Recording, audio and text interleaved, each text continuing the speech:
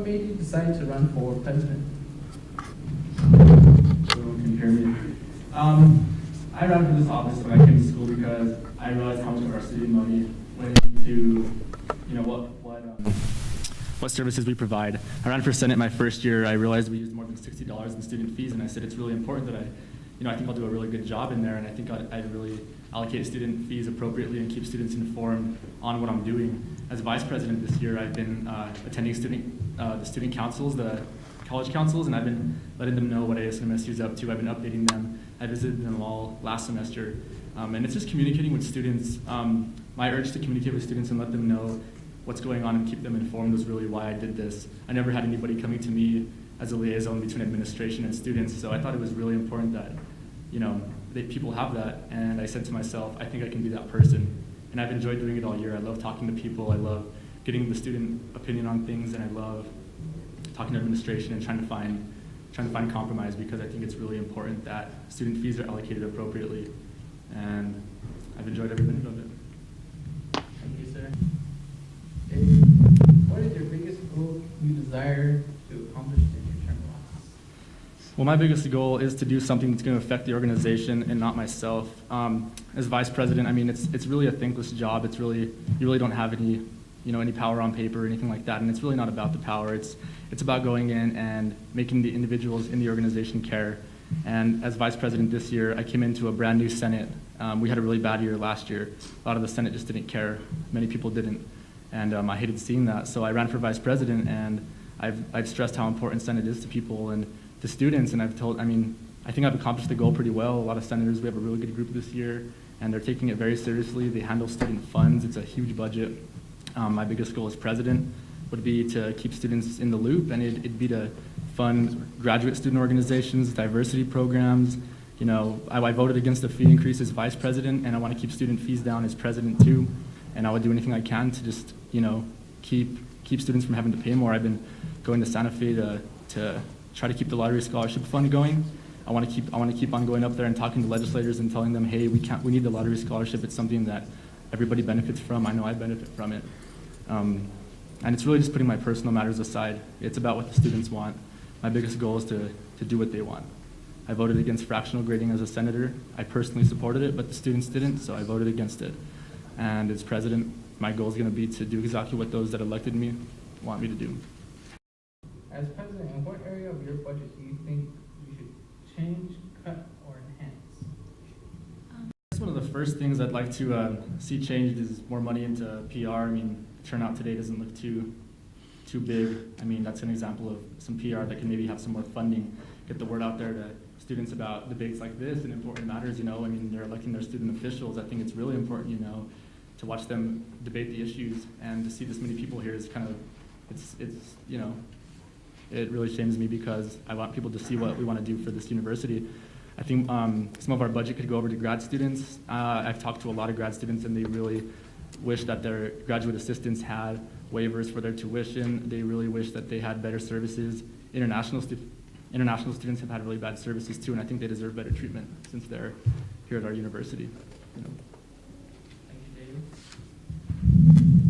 While we're on the topic of funding, I'd like to ask both of you, what can we do to maintain the lottery? I know we have a student advocacy board going over there for this specific reason, getting our funding, but is there a way that we can ensure that it's going to still be there after we leave, after we graduate, for the students to come in not in the short term, like 5 or 10 years? Go ahead, I'll give you the same question. So you're asking what we can do to retain it? Okay, so since that fund, it comes out of the state, that lottery scholarship fund, we don't really have direct control over that, but what I've done so far and what I plan to do is to travel to Santa Fe with the Student Advocacy Board and tell state legislators how important it is that we promote lottery ticket sales, we promote the lottery scholarship, and get the word out there about the fund. One thing we wanted to do this year, and our Director of Governmental Affairs tried this too, was get legislators to start a committee in Santa Fe specifically for the lottery scholarship. They can go in there, find research, find ways to keep it running, because this scholarship is really important. It's been something I've tried to keep my entire tenure in office. And I just think more people traveling to Santa Fe, keeping the people that travel to Santa Fe educated on what they're advocating for, I think it's huge. And just letting administration know. I've talked to Dr. Bernadette Montoya, the president of the university, Manuel Pacheco, and I've told them we really need to stress this to our state legislators in Santa Fe because many students use this scholarship. Would you like to see the campus improve or change?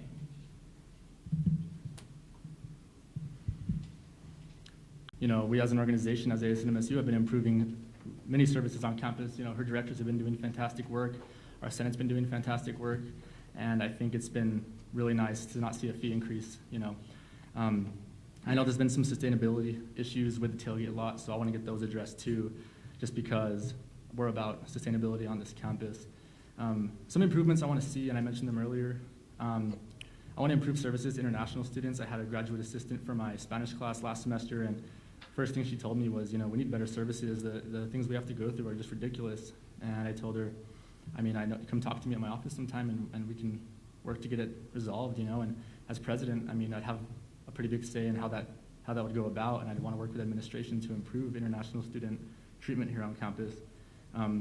Diversity programs too. I mean, me and Brianna, both being diversity students, see the importance of it on campus, and the events that are put on are just, I think they're fantastic events, and I would love to see them promoted more, you know, whether it be through the roundup, through any form of student media, posters, whatever we're doing, just increase that through PR. Communication with students is huge. I think communication, I've been sending out emails through listservs to students, you know, and I've been visiting students all over campus throughout the school year and just letting them know what's going on. And I think that needs to improve, though. I think I can do more than just what I've done this year. And as president, I want to go out and communicate with students and let them know that they have a voice listening to them in that office here in Corbett. The speed of Crimson Cab can always be improved. I know a lot of students can, they're concerned about the rate at which cabs take to reach them and take them home, so I think the speed can be improved. Our relationship with student media, I've personally walked over to the Roundup office to speak with them this year, and they said it's been a long time since someone from your organization has come in and talked to us like this. And I think we have to keep a good bond with our student media. You know, there's a lot of tension between ASNMSU and them, and I just see people exchanging blows back and forth. But I think we need to stop. We're acting like kids. We need to be adults about this and create a better relationship. We need to give more attention to grad students. They're here researching and furthering their education. Administration doesn't pay attention to grad students like they should. They're not on their priority list as much. And I think, I mean, we have the Graduate Art Symposium coming up now on March 11th to the 13th. Who knows that, you know? I think administration could advertise that a lot more since graduate students have so much work that they want to present to us and show us. So I think that's where we can see improvements. Thank you, David. With your experience in the Senate as president, how would you balance your personal life and professional life? I mean, I've been doing this now. This is my 4th year in ASNMSU, and I've been having to balance my personal life and professional life in college this entire time. You know, I've been here 4 years too. I mean, I've been vice president this year. I was senator the 2 years before that, and a roadrunner before that. I was in choir. I worked at Starbucks. I mean, and I have school on top of that. And it really hasn't been a problem for me. I'd say I overcame those problems maybe around my sophomore year. You know, had a little growing up to do 2.5 years ago, but I think I've done it, you know, well, and it hasn't been a problem for me all year. I mean, if I have a staff member who I'm a best friend with next year, or we become best friends and I disagree with something that they want to say, I'm going to tell them, you know, this is not a personal matter, it's professional, and I disagree with you and I need you to improve this. And I know we're friends, but that's outside of the office. And that's how I've conducted myself as the vice president to every senator that I have in there. I have a lot of friends who are senators, but if I need to put the foot down, I'll put the foot down, because there's a fine line between professional and personal life, and it's something I work with every single day. Thank you, sir. I'd like to ask you another question. How will you promote diversity on campus, since we have like American Indian coming up, programs going on right now? You know, the different organizations, Greek Life, I know they have their own set of schedules that they follow. How would you promote diversity to the students, to the high school students, and to the students that are currently here? Well, I mean, the way we currently do it is we have our student hotline, we have posters, we have all that good stuff that's been going on for all these years. And I notice a lot of people don't see them, though, or don't really care or notice. So one way I want to do it is the way I've been promoting things this school year, and that's to attend meetings of organizations, go to the councils and say, hey, you guys, we have this week coming up now, where it's specific diversity programs holding events, and we'd really appreciate if you attended, and they'd really appreciate if you attended.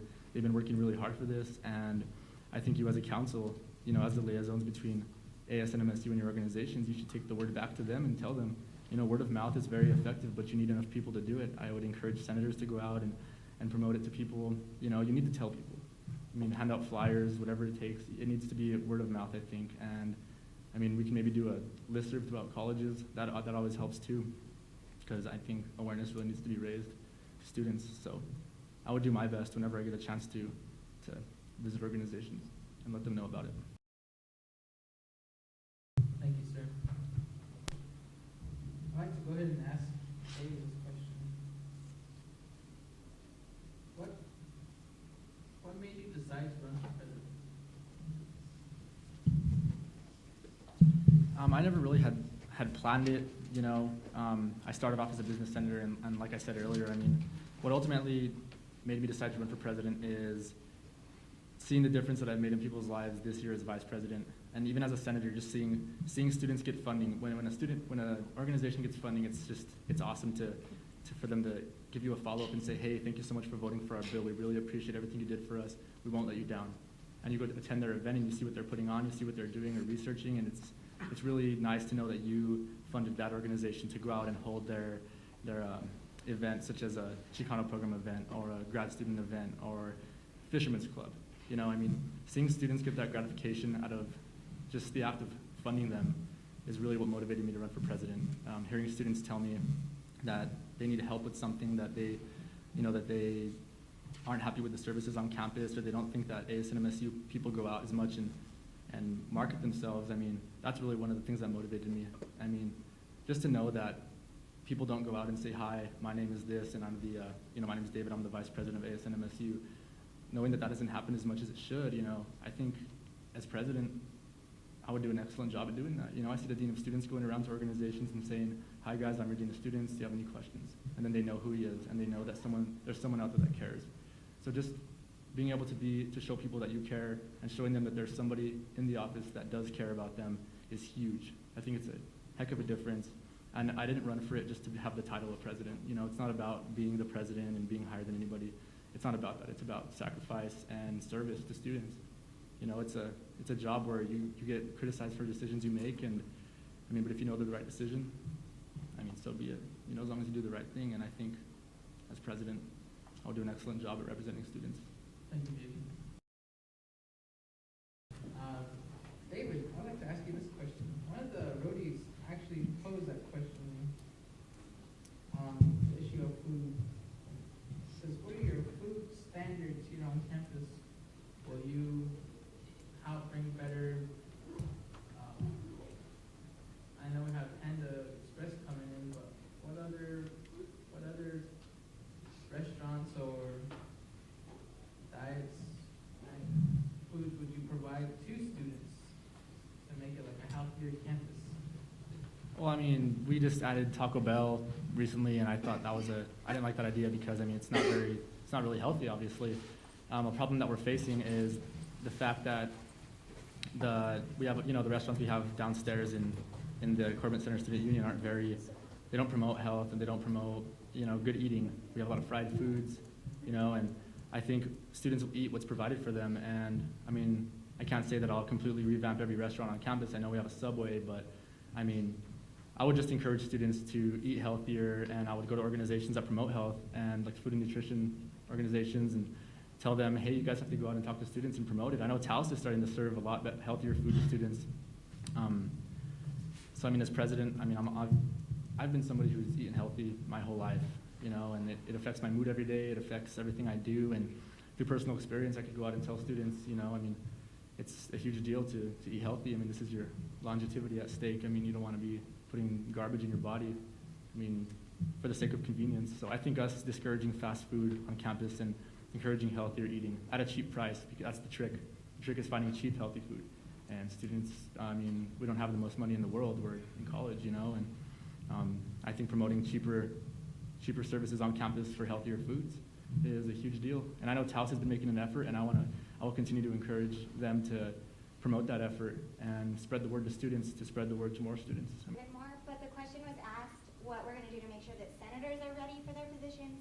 What about judicial and executive? What do you guys plan to do to make sure that those people are being held accountable and are serving the students and they're the correct people, you know, qualified and ready to take on that kind of position? Because it's just as important as those that are going into Senate.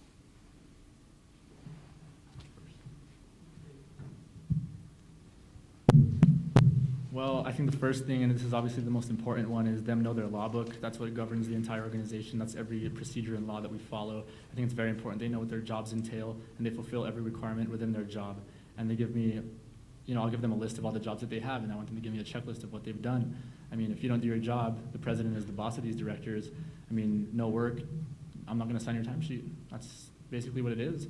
I want them to provide reports to me, and I wanna go out and talk to them one-on-one and ask them how I can help them and what I can do to help them carry out their jobs too, because I think the president really needs to, they need to sit down one-on-one every week with their directors and ask them what they can do to help. I mean, a lot of their jobs are very difficult, and I think that, you know, rather than just overseeing them and making sure that they're doing it, I mean, offer a helping hand and ask them what you can do and offer your knowledge or expertise.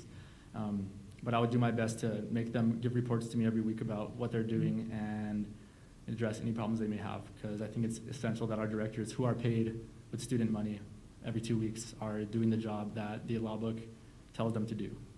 And same with judiciary. The Supreme Court, they're in charge of the renter's handbook. They have their job that they have to carry out. They have to remain unbiased in elections. I mean, I would do my best I would tell my Chief Justice, you need to get a report from all your associate justices every week. Make sure everything in Chapter 5, which is our judicial code, is carried out, and make sure my Chief Justice is carrying out her work, you know. I'm not really the boss of the Chief Justice, but I'd still like to know, you know, what's going on. She's really in charge of the judicial branch. That's kind of a separate matter, but I'd still like to know what's going on in that branch and work hand in hand with the Vice President and the Chief Justice to make sure that we're all seeing good results out of our branches. More than one accomplishment.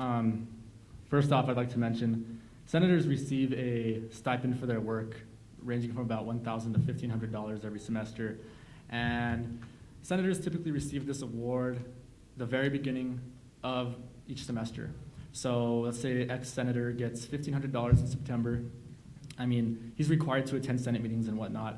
But I mean, what if he receives his stipend in September and then decides to quit right after he gets that stipend? I mean, it's not even earned. The money's not even earned. And I thought that was ridiculous. That went on as long as I was a senator. I mean, well, I earned my money as a senator, but I thought that was ridiculous. That was a ridiculous system. So I actually broke the Senate scholarship into payments received at the beginning of each month. So senators work for their money, just like myself, just like Brianna, I mean, just like our justices, our whole staff. I mean, it only makes sense. We don't want someone to receive their money and then just quit. I mean, what logic is there in that? And boy, did I meet great resistance with that when I went in front of the Senate and told them that.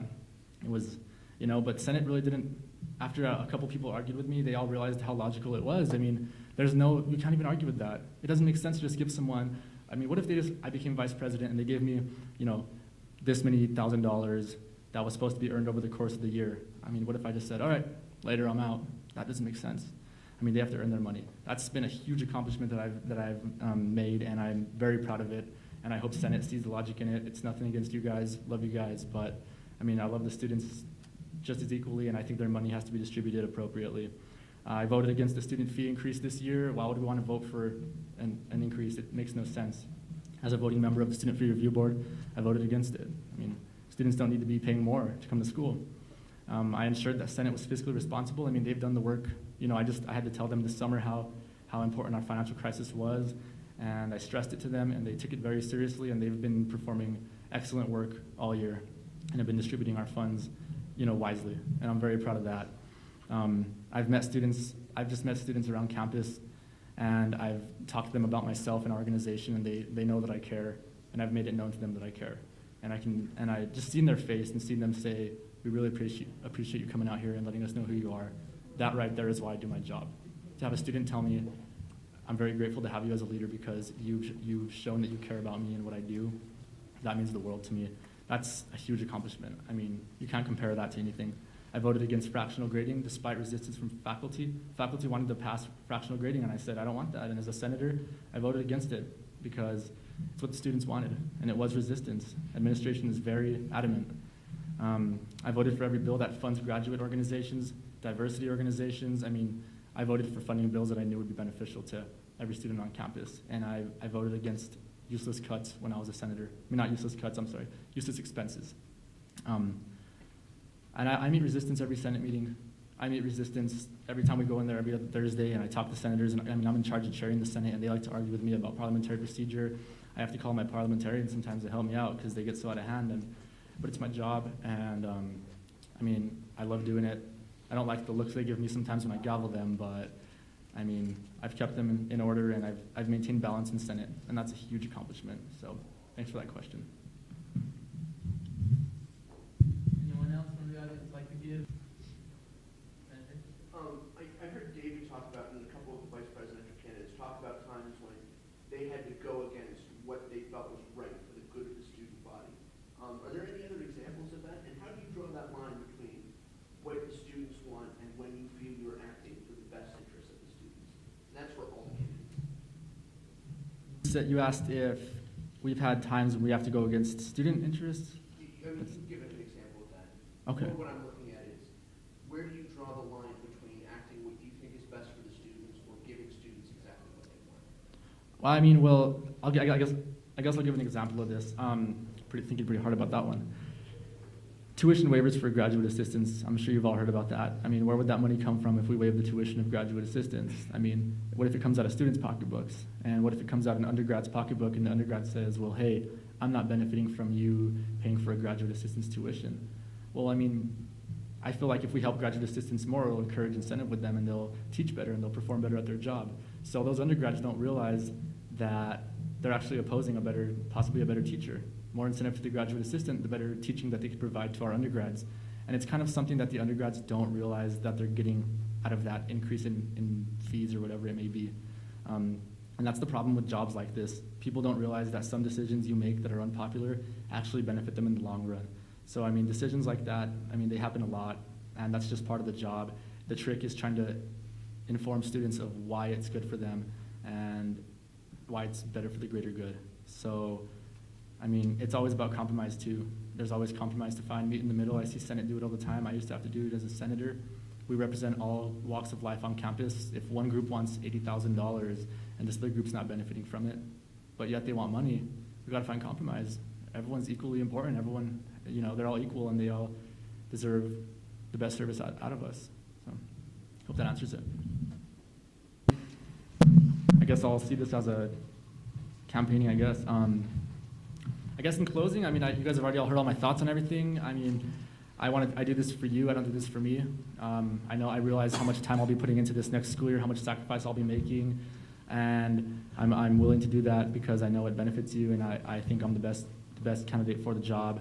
Again, I mean, my goals for next year are to keep tuition low. I want to go up to the state capitol and let legislators know that this is very important to us. We want tuition to be very low. As a member of the Board of Regents, I would have a say in that. I'm not a voting member, but I'm an ex officio member of it if I am president. And I would stress how important it is to keep tuition low because they're the people that decide that. Lottery scholarship retention, we've already stressed that. International student services, that's a huge goal of mine. I want to improve them. I want to improve diversity program awareness. I want to attend events put on by our diversity programs. I mean, being Hispanic myself, I think it's really important, and it's really something that people need to know about. There's so many cultures out there that college students just don't, indulge in, and I think it's very beneficial, and it really helps students learn about the world and maybe affects their goals in the future. Ag research is always something that's really huge for me. I want to promote it. I want to promote grad research. We've already touched up on that. I think grad research and ag research are very important. I mean, we're an ag-based university too. Agriculture is an integral part of what we do here. I want to keep student services free, just like Crimson Cab, Readership Program, homecoming concerts, you name it. I want to keep those free to students and keep them low of charge for non-students. I support athletics. I support intramurals. I support music programs. I used to be a choir student. I love music. It actually is what got me to where I am today. And I think music programs are very important. And I really do support them.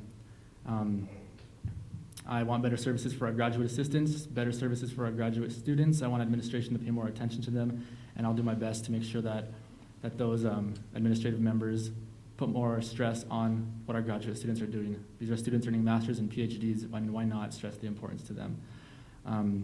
Tuition waivers is a big goal, and Bringing back Crimson Coach without a fee increase would be very nice to do too. That's a service that would really benefit students, I think. I know Crimson Cab wants to be perfected, but I don't think anything is perfect, and I think people have talked about how long the wait is on Crimson Cab. I think Crimson Coach would be a great way to improve efficiency for our students on weekends and whenever they need a ride somewhere. I plan to attend meetings for as many organizations as possible. I'll be a busy guy. I can't attend every meeting that's on campus, but I can try and attend as many as I can. I've done it this year, and I want to do it next year too. And of course, promoting intramurals, that's a huge part. And with that said, I'll work with the next vice president diligently to make sure that you have the best representatives in office, and I'll do my best to represent you to the best of my abilities. So thank you, and I'd really appreciate your vote.